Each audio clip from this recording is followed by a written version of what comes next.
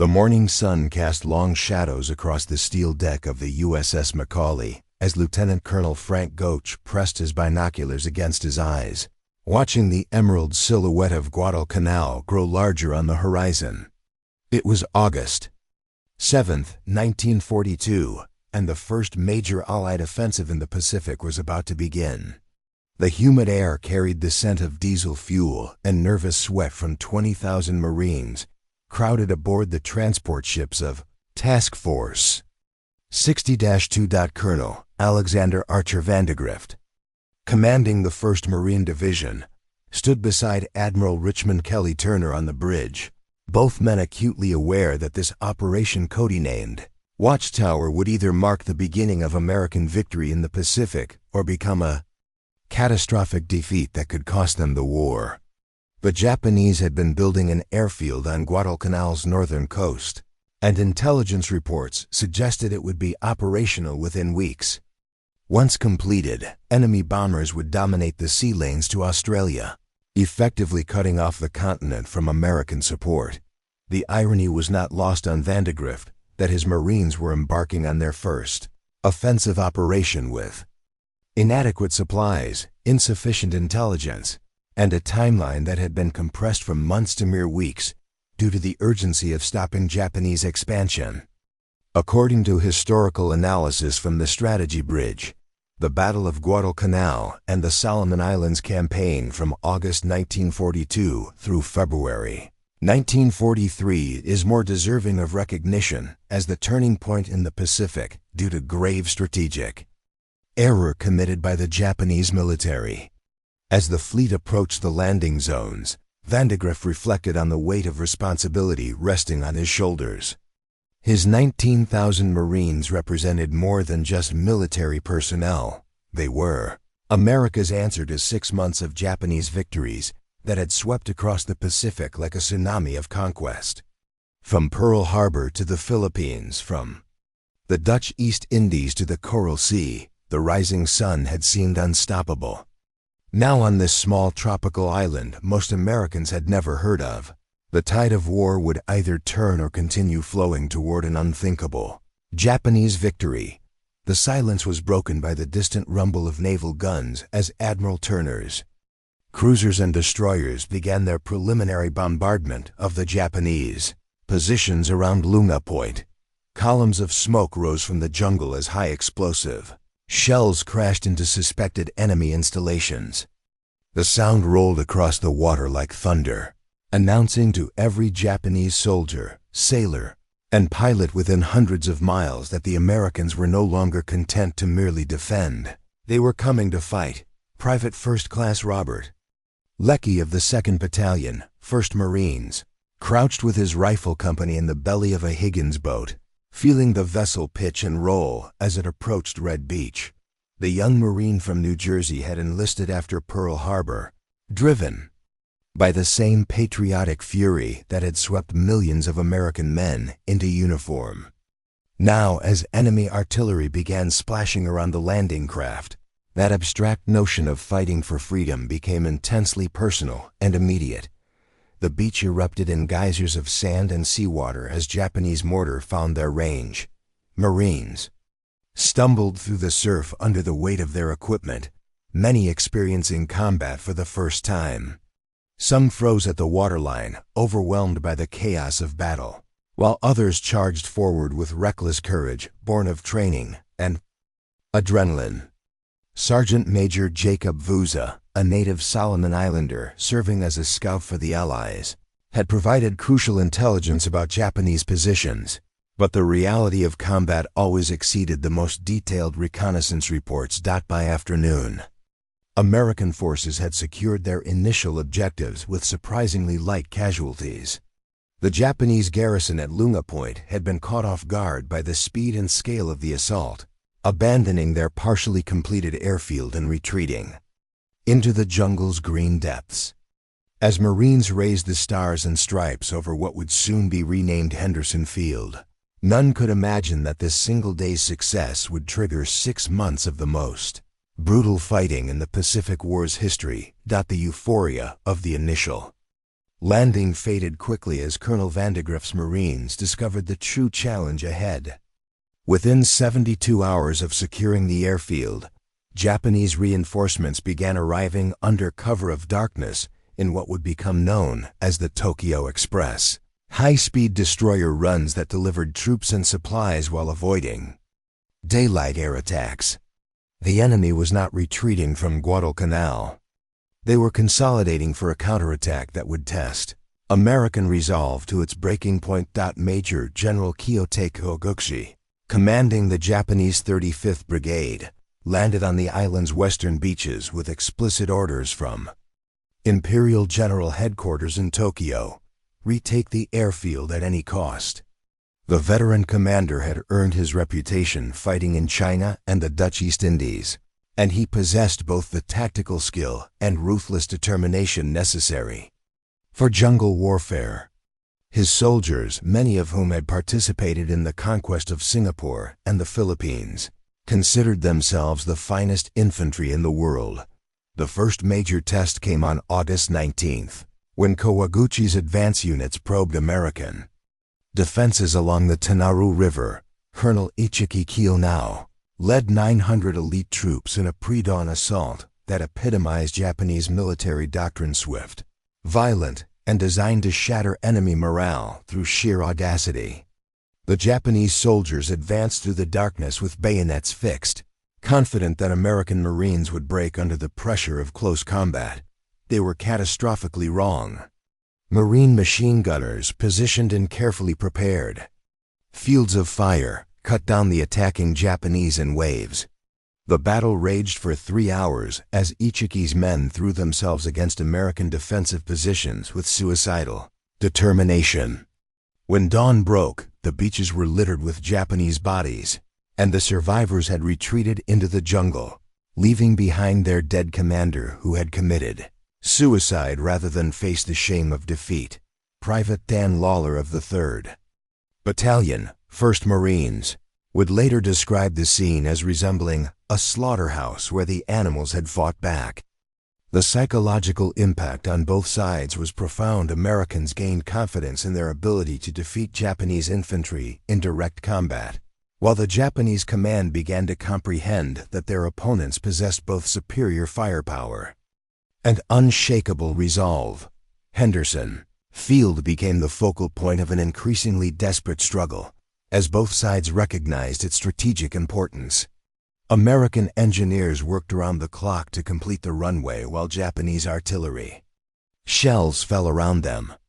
The first American aircraft landed on August 20th, a squadron of Grumman Wildcat fighters that would provide crucial air cover for supply ships during daylight hours. The arrival of American air power fundamentally altered the campaign's dynamics. Japanese destroyers could still make their high-speed runs under cover of darkness, but daylight belonged to American pilots flying from Henderson Field.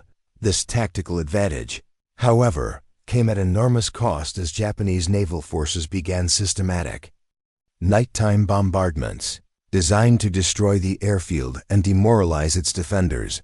The most devastating attack came on the night of October 13th, when Japanese battleships Kongo and Haruna approached within miles of Henderson Field and unleashed a 4-hour bombardment that shook the island like an earthquake. Over 1,400 shells, many weighing more than a ton, crashed into American positions. Marines huddled in their foxholes as the earth erupted around them, wondering if they would survive until dawn. Major John Smith, commanding Marine Fighter Squadron 223, surveyed the damage the following morning with growing anger. Half his aircraft had been destroyed or damaged, the runway was cratered in dozens of places, and fuel dumps were still burning from the previous night's shelling. Yet within hours, Marine engineers had filled the worst craters, mechanics had patched damaged aircraft, and pilots were preparing for another day of combat over the Solomon Islands. The resilience displayed by American forces during these dark October days would become legendary, but it came at a terrible price. Marines were subsisting on captured Japanese rice and suffering from malaria, dysentery, and fungal infections that thrived in the tropical climate. Medical supplies were running low, ammunition was rationed, and reinforcements arrived sporadically aboard fast destroyers that could evade Japanese submarines during brief supply runs. October 1942 brought Guadalcanal's most desperate hour as Major General Kawaguchi launched his long-planned offensive to recapture Henderson Field. The Japanese commander had assembled over 15,000 troops on the island's southern ridges, including elite paratroopers and veteran infantry regiments that had conquered half of Southeast Asia.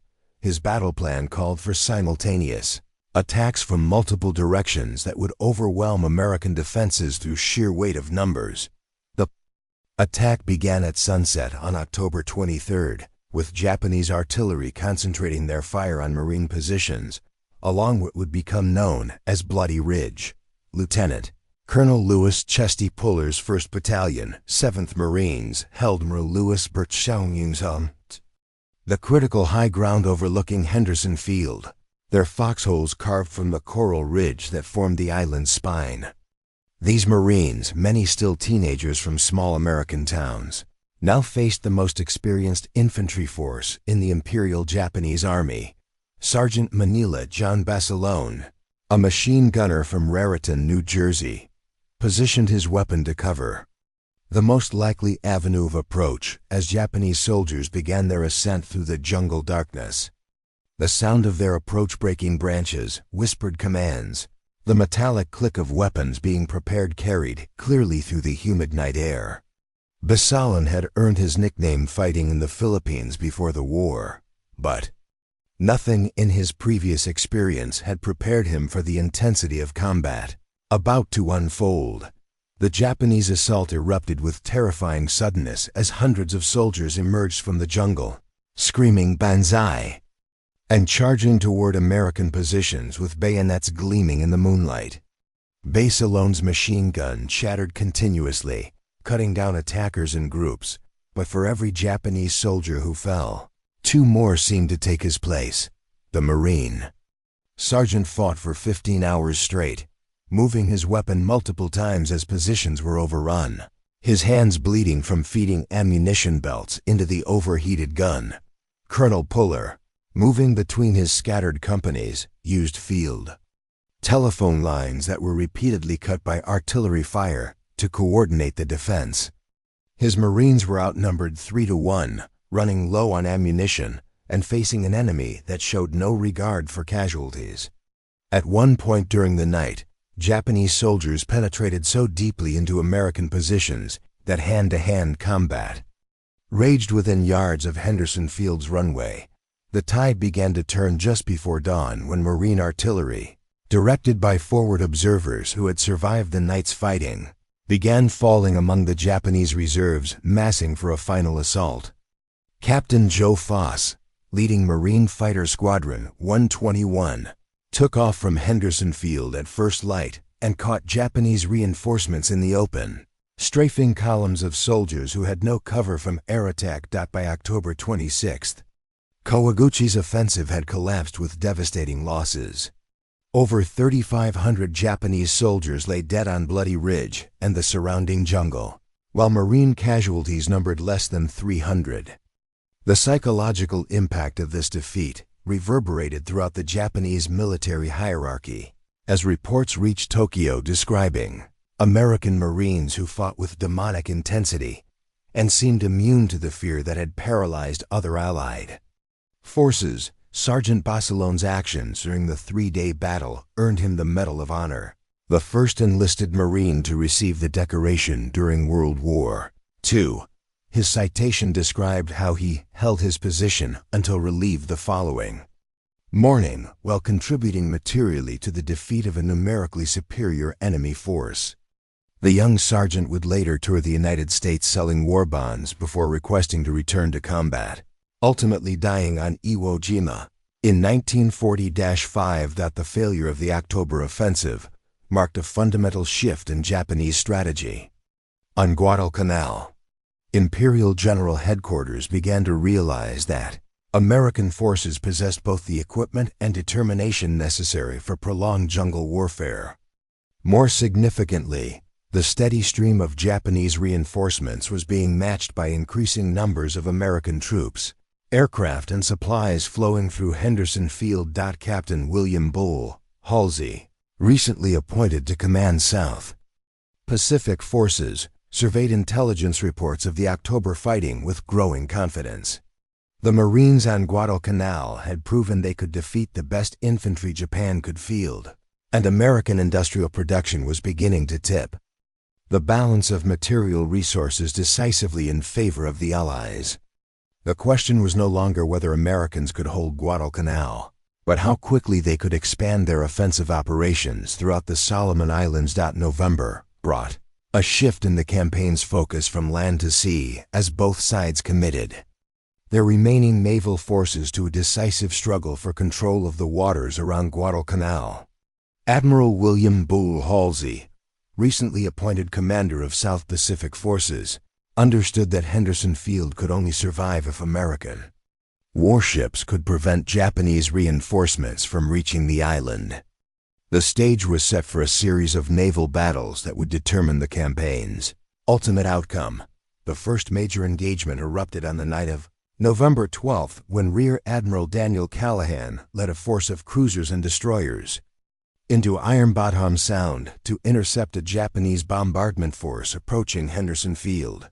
The American admiral, aware that Japanese battleships outgunned his vessels, nevertheless pressed forward with orders to engage the enemy more closely, a directive that epitomized the aggressive spirit now characterizing Allied operations.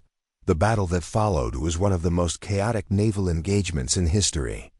Ships from both sides became entangled in a melee fought at point-blank range, with some vessels passing so close that sailors could hear enemy officers shouting orders across the water. The USS Atlanta, flagship of Admiral Norman Scott, took massive damage from Japanese torpedoes while simultaneously engaging enemy cruisers with her main battery. The confusion was so complete that several ships fired on their own forces in the darkness. Admiral Callahan died on the bridge of his flagship, USS San Francisco, when a Japanese shell struck the cruiser's superstructure, but his sacrifice achieved its objective. The Japanese bombardment force withdrew before reaching Henderson Field.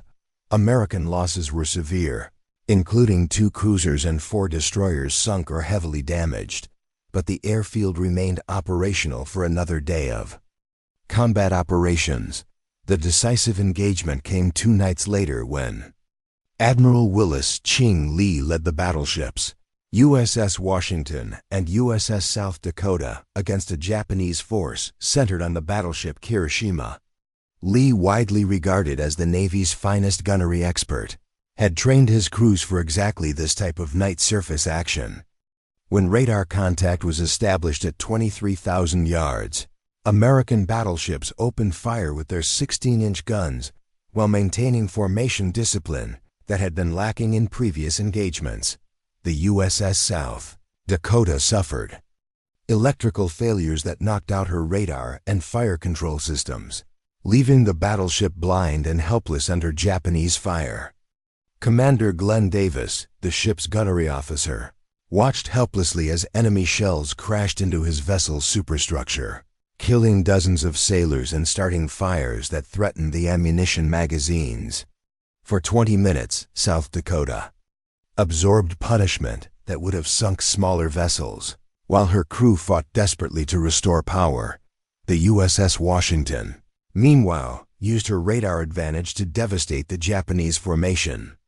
Captain Glenn Davis, no relation to the South Dakota's gunnery officer, maintained his battleship's position in the darkness, while his gun crews achieved what naval historians would later call the most accurate battleship gunnery of the Pacific War. 9 16-inch shells struck the Kirishima in rapid succession, reducing the Japanese battleship to a burning wreck that would sink before dawn. The aftermath of these November battles left both sides exhausted, but with the strategic advantage clearly shifted toward the Americans. Japanese naval losses had been catastrophic. 2 battleships, a heavy cruiser, 3 destroyers, and numerous smaller vessels sunk or damaged beyond repair. More importantly, the Imperial Navy had lost dozens of highly trained officers and sailors who could not be replaced quickly enough to maintain operational effectiveness. Lieutenant Commander Bruce McCandless, serving aboard USS San Francisco during the November 12th engagement, would later receive the Medal of Honor for maintaining his ship's fire control systems while the vessel absorbed massive damage. His citation noted that his courageous action and his coolness under fire contributed materially to the victory in what became known as the First Naval Battle of Guadalcanal. The strategic implications extended far beyond the immediate tactical results. Japanese inability to deliver reinforcements and supplies to Guadalcanal meant that ground forces on the island were slowly starving and running out of ammunition. American control of the seas during daylight hours, combined with Marine and Army Air Force operations from Henderson Field, had created an impossible situation for enemy commanders. General Hitoshi Imamura, commanding Japanese forces in the region, from his headquarters at Rabaul, began receiving reports that described conditions on Guadalcanal as beyond desperate. Soldiers were eating grass and tree bark while American bombing raids destroyed what little equipment remained functional. The myth of Japanese invincibility, carefully cultivated since Pearl Harbor, was crumbling among troops who had witnessed American industrial might firsthand. December 1942 marked the beginning of the end for Japanese hopes on Guadalcanal. As Major General Alexander Patch's 14th Corps arrived to reinforce the exhausted Marines who had held the island for 4 grueling months. The fresh Army troops, including the 25th Infantry Division and 182nd Infantry Regiment, brought with them the heavy artillery and engineering equipment necessary to expand Allied operations beyond the Henderson Field perimeter. The contrast between the veteran Marines and newly arrived soldiers was striking. Colonel Merritt Edson's Raiders, survivors of countless night battles and jungle patrols, moved through the terrain with the quiet confidence of men who had faced death repeatedly and emerged victorious. Their uniforms were faded and patched, their equipment worn smooth by constant use, and their eyes held the 1,000-yard stare that marked combat veterans throughout history. The Army troops, by comparison, appeared almost parade ground fresh with their new equipment and crisp uniforms. Private James Jones of the 25th Infantry Division, who would later write acclaimed novels about the Pacific War, recorded his first impressions of the Marines. They looked like scarecrows, thin and ragged, but they moved through that jungle like they owned it. You could tell just by watching them that they'd seen things the rest of us couldn't imagine. General Patch immediately began planning offensive operations designed to clear Japanese forces from the island's western regions.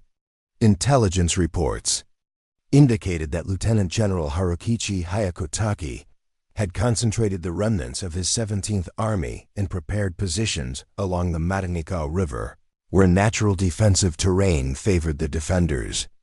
The Japanese commander, despite receiving orders from Tokyo to evacuate his forces, was determined to make the Americans pay dearly for every mile of jungle.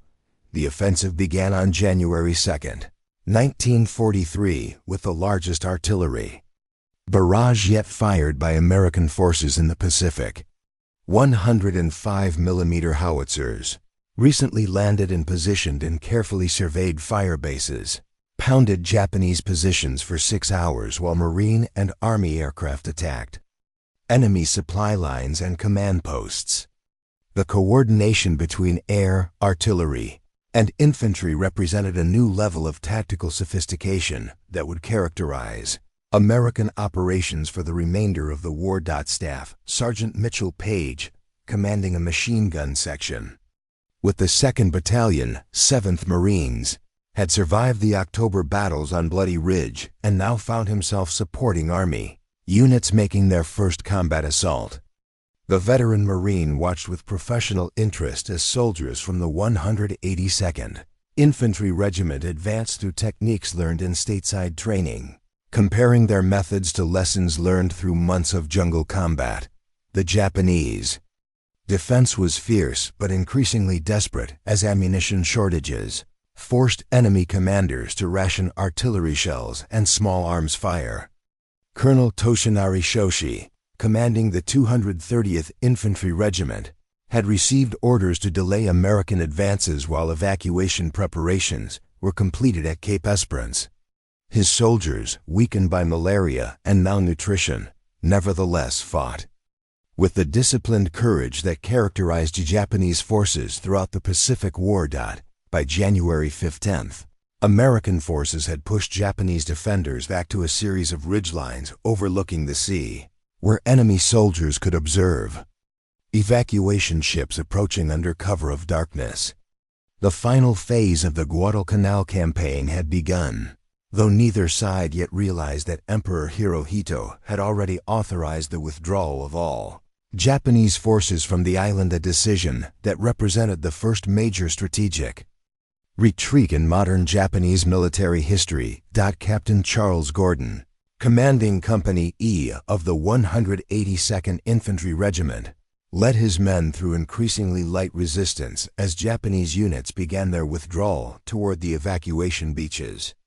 The young officer, a former teacher from Ohio who had been commissioned after Pearl Harbor, was learning the same lessons about jungle warfare that Marines had absorbed through months of bloody experience. The psychological impact of the Japanese withdrawal was profound for both sides. American forces, accustomed to facing an enemy that never retreated, began to realize that their months of sacrifice had achieved something unprecedented. They had forced the Imperial Japanese Army to abandon territory it had conquered.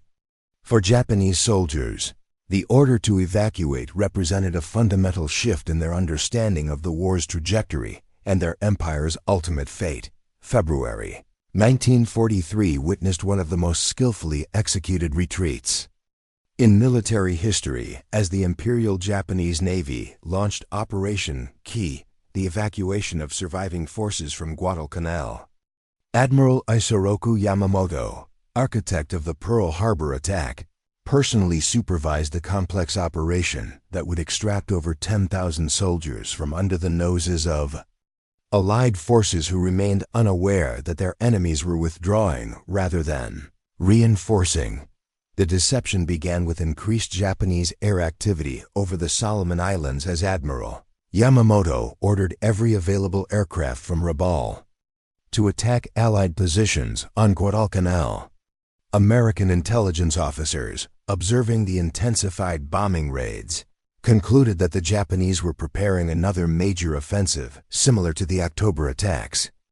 General Patch reinforced his defensive positions and prepared for what he assumed would be the enemy's final desperate assault. Lieutenant Colonel Evans Carlson, commanding the 2nd Marine Raider Battalion, led long-range patrols deep into Japanese-held territory during the first week of February, seeking intelligence about enemy preparations for the anticipated offensive. His Marines, moving silently through jungle paths they had learned during months of combat, discovered something unexpected: Japanese positions that appeared to be abandoned or held by skeleton crews. The evacuation itself was a masterpiece of naval coordination as fast destroyers approached Guadalcanal's northwestern beaches during the darkest hours before dawn, loading soldiers who had marched through the jungle under strict noise discipline. Japanese medical personnel faced the agonizing decision of which wounded men could be moved, and which would have to be left behind with sufficient morphine to end their suffering painlessly. Captain Tamechi Hara, commanding the destroyer Shigeru, during one of the evacuation runs, later described the operation's emotional impact. We could see the exhausted faces of soldiers stumbling aboard our ship's men who had fought with incredible courage, but were now reduced to walking skeletons. Many wept as they left comrades' graves behind, knowing they would never return to this cursed island. The first indication that something unusual was occurring came on February 4th, when Marine patrols advancing toward Japanese positions encountered no resistance.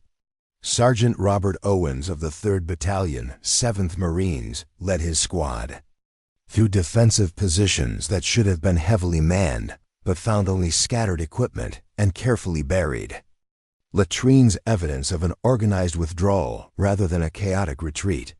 American forces were initially cautious, suspecting an elaborate trap designed to lure them into prepared killing zones.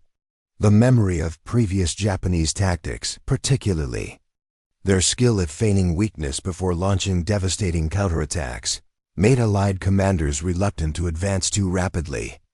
It was not until February 7th that General Patch became convinced his enemy was actually withdrawing from the island. The final evacuation runs occurred on the nights of February 7th and 8th as Admiral Yamamoto committed his last available destroyers to rescuing the remaining Japanese forces. The ships approached Cape Esperance under heavy cloud cover that concealed them from Allied reconnaissance aircraft, while American naval forces patrolled other areas of the Solomon Islands. Still unaware that a major evacuation was underway, Colonel Alexander George, commanding the 182nd Infantry Regiment, led the advance that finally confirmed Japanese withdrawal when his soldiers reached Cape Esperance on February 9th and found only abandoned equipment and crude graves. The realization that their enemy had escaped during the night provoked mixed emotions. Among American troops, pride in their victory, tempered by frustration that so many Japanese soldiers had avoided capture. The strategic implications of Operation K extended far beyond the immediate tactical situation. For the first time since Pearl Harbor, Japanese forces had been compelled to abandon territory they had conquered, marking a fundamental shift in the Pacific War's momentum. American industrial production was beginning to overwhelm Japanese capacity, while combat experience gained at Guadalcanal would prove invaluable in subsequent island campaigns. Sergeant John Baselin, now touring the United States to promote war bond sales, received news of Guadalcanal's final liberation while speaking to defense workers in Philadelphia. The Medal of Honor recipient, who had earned his decoration during the October battles on Bloody Ridge, told his audience that the boys still fighting out there have proven that Americans can beat the Japanese anywhere, anytime if we give them the tools they need. The human cost of the 6-month campaign was staggering for both sides. American casualties totaled over 7,000 killed and wounded, while Japanese losses exceeded 25,000, a casualty ratio that would characterize Pacific fighting for the remainder of the war. More importantly, Japan had lost irreplaceable naval vessels, aircraft, and experienced personnel that could not be quickly replaced. The final American patrol reached the island's western tip on February 9th, 1943, officially ending the Guadalcanal campaign that had raged for 6 months and 3 days. As Marines and soldiers of the 14th Corps raised fresh American flags over positions recently abandoned by Japanese forces, few could grasp the full significance of what they had accomplished on this remote tropical island. The strategic transformation was immediately apparent to military leaders on both sides of the Pacific. Admiral Chester Nimitz, commanding Pacific Fleet operations from his headquarters in Hawaii, recognized that Guadalcanal represented more than just a tactical victory. It marked the moment when American forces transitioned from desperate defensive operations to sustained offensive warfare that would continue until Japan's surrender. Emperor Hirohito, receiving reports of the evacuation from his military advisors in Tokyo, understood that Operation Key represented the beginning of a long retreat that would eventually lead to Japan's home islands. The myth of invincible Japanese forces, carefully cultivated since the Russo-Japanese War of 1904 through 1905, had been shattered by American Marines and soldiers who refused to accept defeat despite overwhelming odds. Campaign's broader implications extended throughout the Pacific theater as Allied commanders began planning operations that would have been unthinkable 6 months earlier. The successful defense of Henderson Field had demonstrated that American forces could maintain advanced bases within range of Japanese strongholds, while the destruction of enemy naval and air forces during the November battles had created opportunities For further offensive operations, Colonel James Roosevelt, son of President Franklin Delano Roosevelt and a Marine officer who had served on Guadalcanal, wrote to his father describing the transformation he had witnessed. The men who landed here in August were good Marines, but they were untested. The men who fought through to February are veterans of the hardest kind of warfare, and they've proven that Americans can outfight anyone when the chips are down. The industrial implications were equally significant as American production lines that had been retooling since Pearl Harbor began delivering the weapons and equipment necessary for sustained Pacific operations. The jeeps, landing craft, aircraft, and artillery pieces that had supported operations on Guadalcanal represented the first fruits of a mobilization that would eventually dwarf the production capacity of all Axis powers combined. General Douglas MacArthur, commanding Southwest Pacific Forces from his headquarters in Australia, immediately began incorporating lessons learned at Guadalcanal into plans for advancing through the Solomon Islands toward the Philippines. The combined arms tactics developed during months of jungle fighting coordination between infantry, artillery, aircraft, and naval forces would become the template for every subsequent amphibious operation. The psychological impact on Japanese forces throughout the Pacific was profound as news of the Guadalcanal evacuation spread through military communications networks. Soldiers and sailors who had been told that American forces lacked the courage and determination for prolonged combat now faced the reality that their enemies had not only matched Japanese fighting spirit, but exceeded it under the most difficult conditions. According to historical analysis from multiple sources, the Guadalcanal campaign's significance in marking the Pacific War's turning point cannot be overstated. The victory demonstrated that American forces possessed both the material resources and moral determination necessary to defeat Japanese expansion, while simultaneously proving that Emperor Hirohito's military was not invincible. Staff Sergeant Manila John Bacelon, preparing to return to combat after his war bond tour, reflected on the campaign's meaning during his final speech in his hometown of Raritan, New Jersey. "We went to Guadalcanal not knowing if we could beat the Japanese in their kind of fighting. We came back knowing we could beat them anywhere they want to make a stand. That's the difference between August and February, the difference between hope and certainty." The island itself became a symbol of American determination as construction. Battalions transformed Henderson Field into a major air base supporting operations throughout the Solomon Islands. The crude runway that Marines had defended with their lives became the foundation for a logistical network that would eventually support over 1 million Allied personnel advancing toward Japan. The legacy of Guadalcanal extended far beyond its immediate strategic results, establishing principles of American military doctrine that would guide operations through the remainder of World War II and beyond. The campaign demonstrated that superior industrial production, combined with tactical flexibility and unshakable determination, could overcome any enemy advantage in experience or geographic position. The men who fought on Guadalcanal, Marines like Chesty Puller and John Bacelon, sailors like Willis Lee and Bruce McCandless, soldiers like those of the 25th Infantry Division, had accomplished something unprecedented in modern warfare. They had stopped the expansion of an empire that had conquered half the Pacific Ocean and forced it into retreat for the first time in its modern history. The turning point in the Pacific War had been reached, and from February 1943 onward, every Japanese military operation would be defensive in nature.